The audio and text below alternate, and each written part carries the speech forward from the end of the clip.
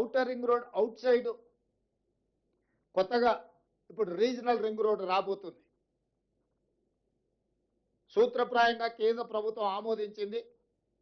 Regional ring రోడ్డును మనం ఈరోజు ప్రకటించుకున్నాము. ఔటర్ రింగ్ రోడ్డు 162 కిలోమీటర్లు ఉంటే నగరం చుట్టూతా ఒక అభివృద్ధి వలయంగా, రీజనల్ రింగ్ రోడ్డు దాదాపుగా ఒక 360 కిలోమీటర్లతోని రెండవ మణిహారాన్ని తెలంగాణకు మనం ఈరోజు తయారు చేసుకుంటున్నాం. దీన్ని పెరి అర్బన్ రీజన్ ఎకానమీ కింద ఈరోజు మన పాలసీలో మనం తెచ్చుకోబోతున్నాం. పెరి అర్బన్ రీజన్ ఎకానమీ అంటే ప్యూర్,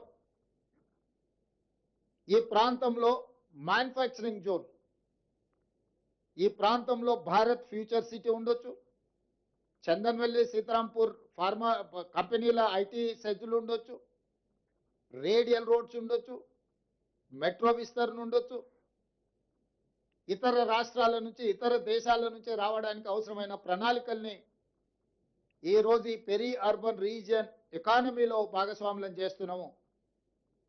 దీన్ని షార్ట్ ఫామ్లో ప్యూర్ అని మనం పిలుచుకోదలుచుకున్నాం. ఈ ప్యూర్కి Bengaluru to Hyderabad, Hyderabad to Amaravati, Amaravati to Chennai greenfield హైవేలతో పాటు బుల్లెట్ ట్రైన్లు కూడా ఈరోజు మనం కేంద్ర ప్రభుత్వాన్ని సూత్రప్రాయంగా ఒప్పింపజేయడం జరిగింది. దీంతో దూరము తగ్గుతుంది. డెడికేటెడ్ గ్రీన్ఫీల్డ్ హైవే, ఎక్స్ప్రెస్ హైవేలు వేయడం ద్వారా బుల్లెట్ ట్రైన్ ద్వారా రవాణా సులభతరం చేస్తున్నాం. భారతదేశంలో సముద్రపు ఒడ్డు లేని రాష్ట్రం తెలంగాణ రాష్ట్రం. ఒకప్పుడు నిజాం ప్రభుత్వంలో మచిలీపట్నం పోర్టు కూడా మన దగ్గర ఉండేది, నిజాం రాజ్యం ఉన్నప్పుడు. ఈరోజు మనం మచిలీపట్నం పోర్టు కూడా ఈరోజు కనెక్టివిటీ డెవలప్ చేస్తున్నాం. తద్వారా ఈ మ్యానుఫ్యాక్చరింగ్ జోన్లో సొంత దేశాలే కాకుండా విదేశాల నుంచి కూడా పెట్టుబడులను ఆకర్షించడం ద్వారా ఈరోజు అభివృద్ధి ప్రణాళికలు సిద్ధం చేస్తున్నాము.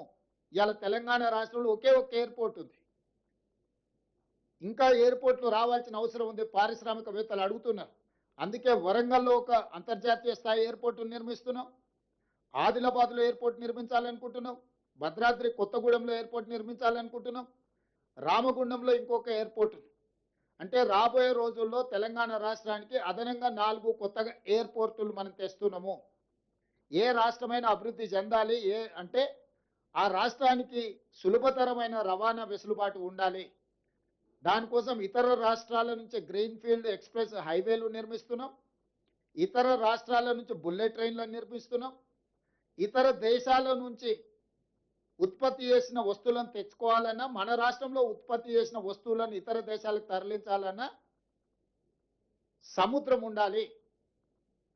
కార్ల పరిశ్రమ రావాలంటే, తయారు చేసిన కార్లు ఇతర దేశాలకు తరలించాలంటే సముద్రం ద్వారానే తరలించగలరు. మనకు ఆ సముద్రము లేకపోవడం వల్ల ఈరోజు మనము హైదరాబాద్ నుంచి మచిలీపట్నానికి dedicated greenfield express highway Andhra Pradesh ముఖ్యమంత్రి గారితో మాట్లాడడం జరిగింది, దేశ ప్రధానమంత్రి గారితో మాట్లాడడం జరిగింది. ప్రాథమికంగా మేము అందరం కూడా ఒక ఆలోచనకు, ఒక అంగీకారానికి వచ్చినాం.